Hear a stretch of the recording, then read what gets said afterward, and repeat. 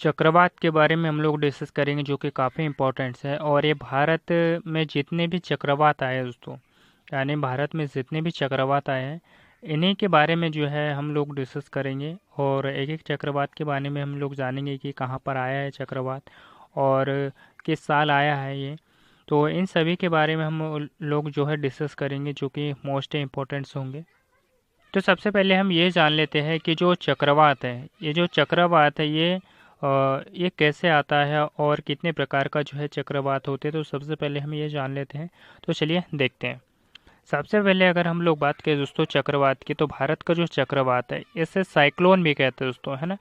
और एक ग्रीक शब्द के साइक्लोन से आया है दोस्तों ये चक्रवात, जिसका अर्थ क्या होता है, सांप की कुंडली होता है। याद रखिएगा, सांप की कुंडली मैंने आप लोगों को बताया कि इस प्रकार का होता है दोस्तों। इस प्रकार का ये गोल गोल जो है चक्रवात आता है दोस्तों, याद रखिएगा।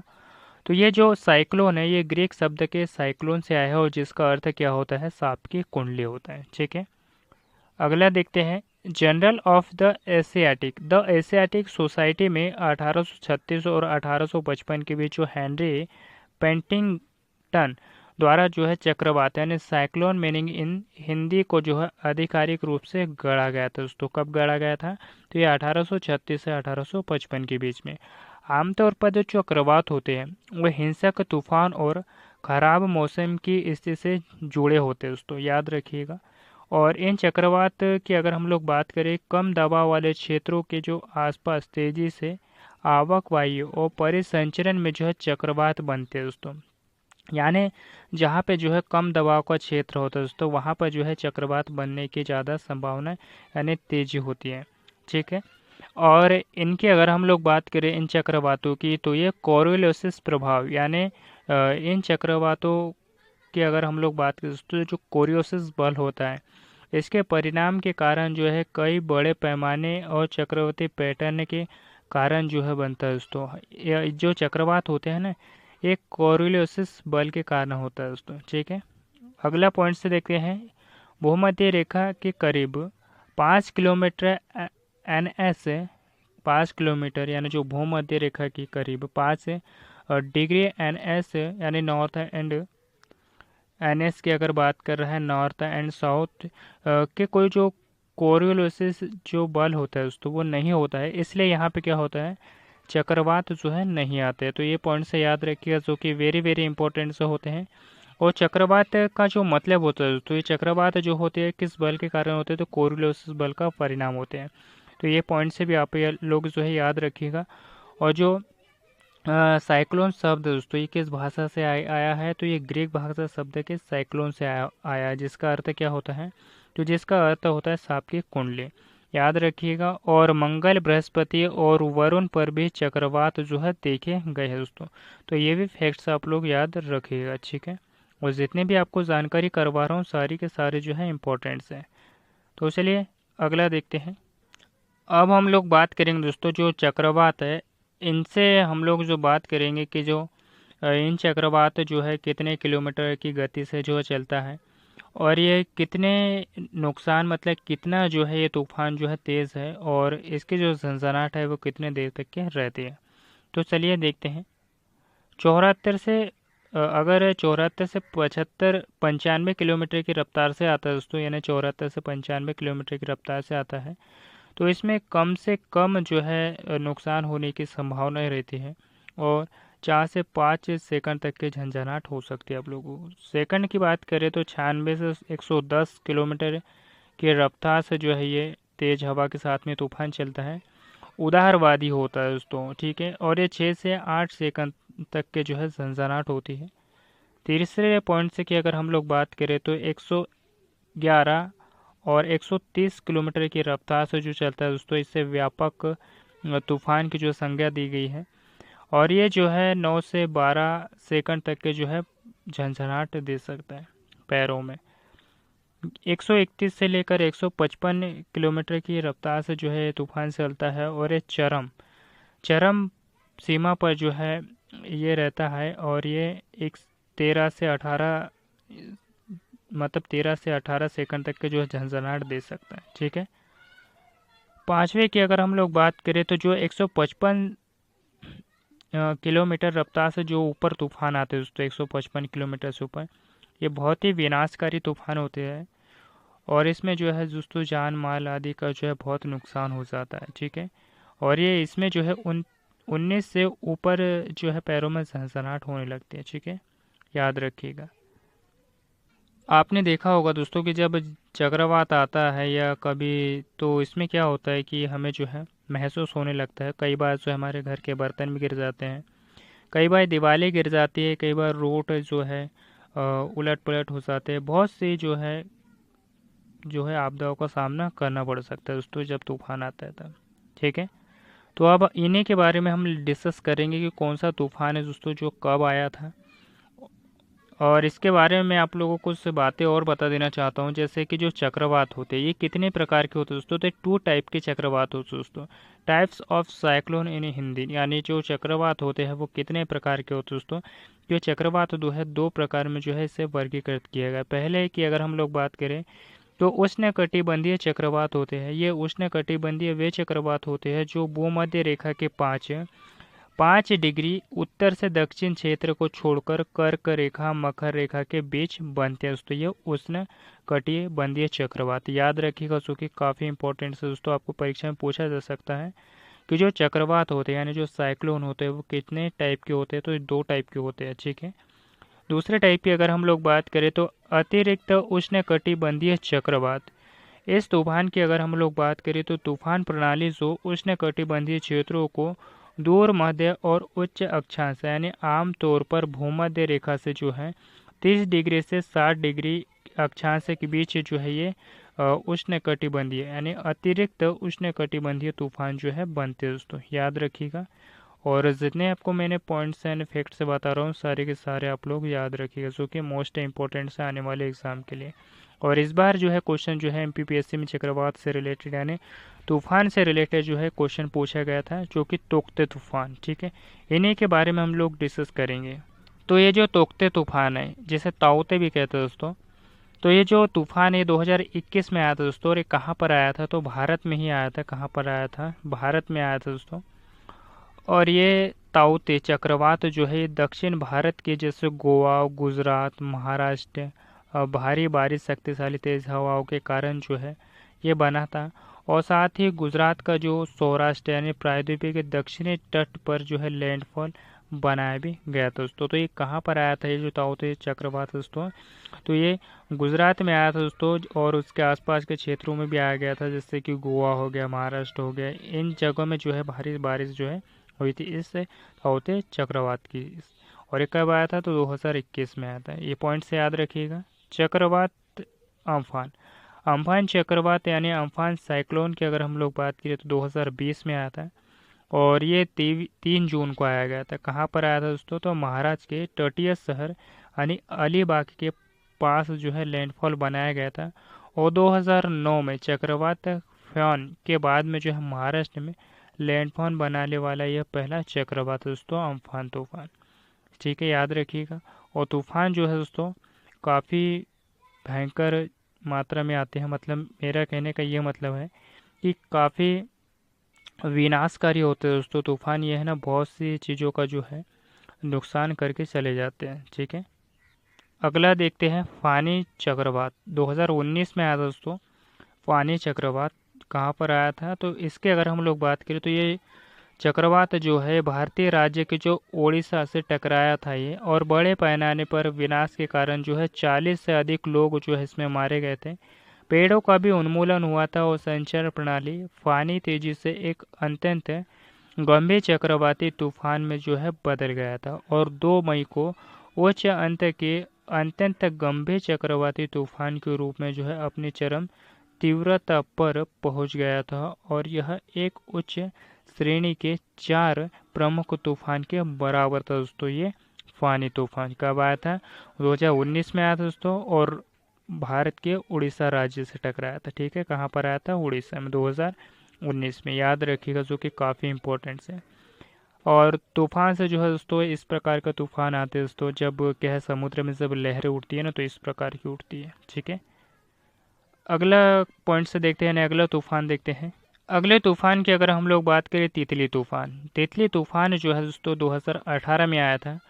और इस तितली तूफान की अगर हम लोग बात करें तो पश्चिम से उत्तर प्रदेश और भारतीय राजधानी नई दिल्ली में भारी वर्षा की थी। और उत्तर प्रदेश में जो मेरठ से ज़्यादा बारिश हुई दोस्तों, और 24 से 226 मिलीमीटर बारिश हुई थी। और यमुना नदी आपातकालीन स्तर को पार कर गई और 19 जुलाई 205.5 मीटर तक चली गई थी दोस्तों। और जिसके परिणाम स्वरूप जो है निकासी हुई थी।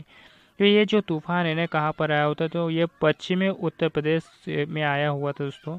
और इसके चलते जो है दिल्ली में जो है काफ़ी भारी बारिश हुई थी दोस्तों, याद रखिएगा। ठीक है, कब आया था ये? 2018 में।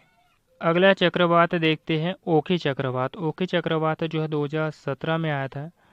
और यह जो ओखी चक्रवात शक्तिशाली और 2017 में उत्तर और हिंद महासागर के चक्रवात के सबसे सक्रिय उष्णकटिबंधीय चक्रवातों में से एक था दोस्तों। और ये अरब सागर में जो ओखी ने केरल, तमिलनाडु और गुजरात तटीय क्षेत्रों के साथ साथ जो है भारत के मुख्य भूमि का भी प्रहार किया गया दोस्तों। और इसमें 245 लोगों की जो है जान चली गई दोस्तों, याद रखिएगा। ठीक है, तो ये जो ओखी तूफान है 2017 में कहाँ पर आया था? केरल, तमिलनाडु यानी अरब सागर से निकला दोस्तों और केरल में आया हुआ था, याद रखिएगा। ठीक है, अगला अगला तूफान देखते हैं ना, अगला साइक्लोन देखते हैं। वरदाही चक्रवात 2016 में आया था दोस्तों। और इस वरदाही चक्रवात की अगर हम लोग बात करें तो ये अंडमान और निकोबार द्वीप के समूह में भारी बारिश की और भारत के पूर्वी तट को पार करके चेन्नई, कांचीपुरम और विशाखापट्टनम को प्रभावित किया था दोस्तों।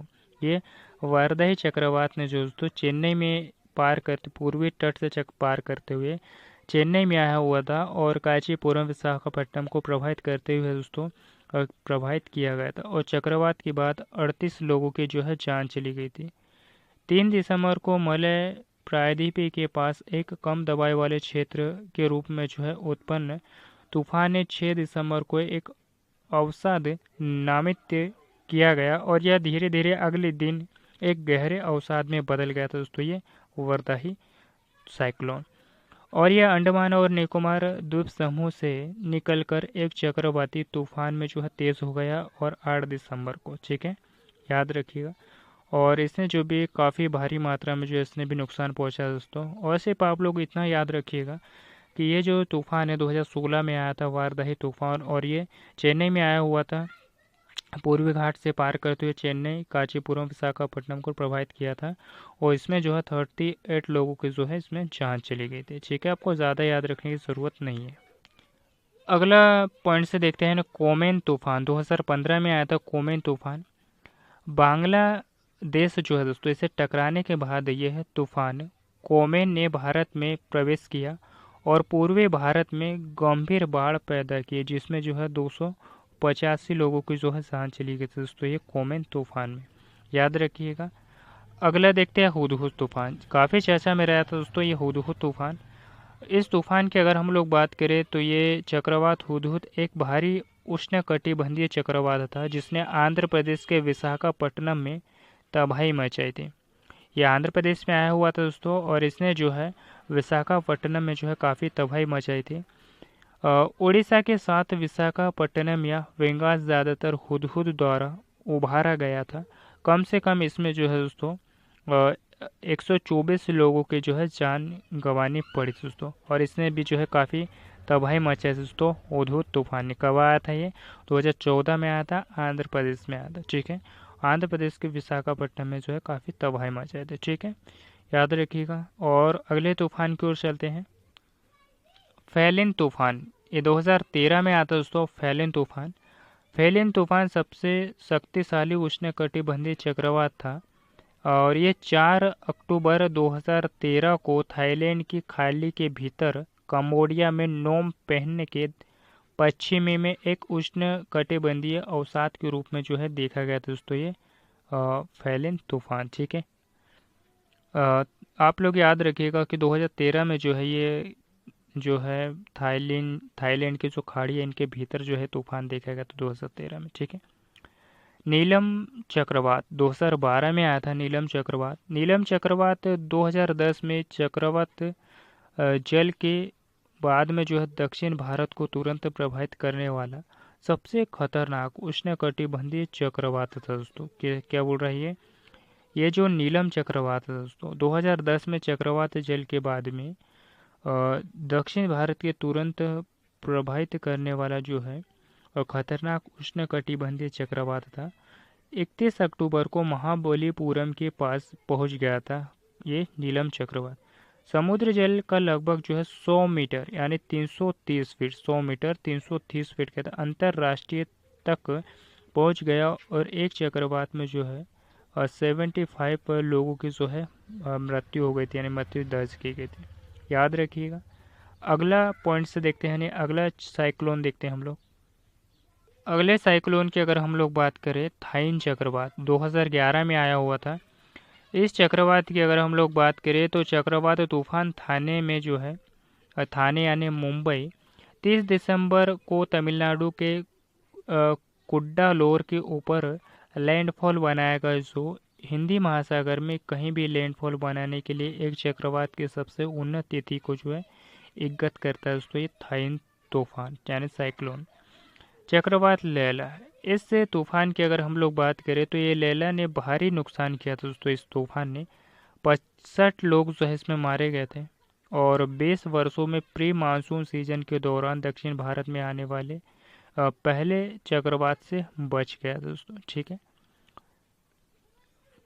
और चक्रवात फैन 2009 में आया था। चक्रवात फैन की अगर हम लोग बात करें तो ये जो चक्रवात दोस्तों 4 नवंबर 2009 को श्रीलंका में कोलंबो के दक्षिणी पश्चिम में एक दक्षिणी विक्षोभ के रूप में उभरा और इसने 7 नवंबर दक्षिण भारत में दस्तक दी और इस फैन ने तमिलनाडु, महाराष्ट्र, गुजरात के पर्यंत वर्षा की दोस्तों। ठीक है। और चक्रवात उड़ीसा, इसके अगर हम लोग बात करें तो ये 1999 में आया हुआ था। उड़ीसा चक्रवात की अगर हम लोग बात करें तो उत्तर में जो हिंद महासागर में सबसे ऊर्जावान पंजीकृत उष्णकटिबंधीय चक्रवात था। इस क्षेत्र में सबसे घातक चक्रवात था दोस्तों ये चक्रवात उड़ीसा। कब आया था? 1999 में। 25 अक्टूबर को अंडमान सागर में एक उष्णकटिबंधीय चक्रवात यानी अवसाद में बदल गया था दोस्तों ये चक्रवात, और इसमें 15,000 यानी सबसे ज़्यादा लोगों की जो है मौत किस चक्रवात में हुई थी दोस्तों? तो ये चक्रवात उड़ीसा में। याद रखिएगा दोस्तों। ठीक है। और ये कब आया था? तो 1999 में आया था। साथ ही भारत में सबसे बड़े चक्रवात के रूप में भी रिकॉर्ड में है दोस्तों ये उड़ीसा चक्रवात। कब आया था? तो 1999 आया था दोस्तों। ठीक है। हिंद महासागर में आया था ये उड़ीसा तट पर। और इसमें कुछ तूफान है जो अभी 2021 और 2022 में आए हुए थे। चक्रवात यास चक्रवात की अगर हम लोग बात करें तो उड़ीसा और पश्चिम बंगाल के तट पर आया हुआ था ये। इसमें 2021 के उत्तर हिंद महासागर चक्रवात के मौसम में यह दूसरा चक्रवाती तूफान और दूसरा भयंकर तूफान दोस्तों ये व्यास चक्रवात एक गंभीर और विनाशकारी चक्रवात था जिसने उड़ीसा में तबाही मचाई। और ये एक प्रकार का जो है जो यास चक्रवात था, इसने एक गंभीर और विनाशकारी चक्रवात था जिसने उड़ीसा में जो है दोस्तों तबाही मचाई और बाद में पश्चिम बंगाल में जो है इसका महत्वपूर्ण प्रभाव पड़ा। ठीक है। याद रखिएगा। 2022 की अगर हम लोग बात करें तो इसमें जो है आसानी और करीम तूफान आया हुआ था पश्चिम बंगाल, आंध्र प्रदेश और ओडिशा में। एक ही देशांतर पर अंडमान सागर के पास जुड़वा चक्रवात यानी असनी करीम का जो निर्माण हुआ था, यानी इन तीनों, तो ये जो तीनों तूफान है दोस्तों, जुड़वा तूफान, असनी और करीम तूफान जो है पश्चिम बंगाल, आंध्र प्रदेश और उड़ीसा के तट क्षेत्र पर आए थे। याद रखिएगा। जो कि काफ़ी इंपॉर्टेंट है। आने वाले जो MPPSC का जो एग्ज़ाम है यहाँ से जो है आपको लोगों को जो है क्वेश्चन से देखने को मिले जो कि काफ़ी इंपॉर्टेंट होंगे।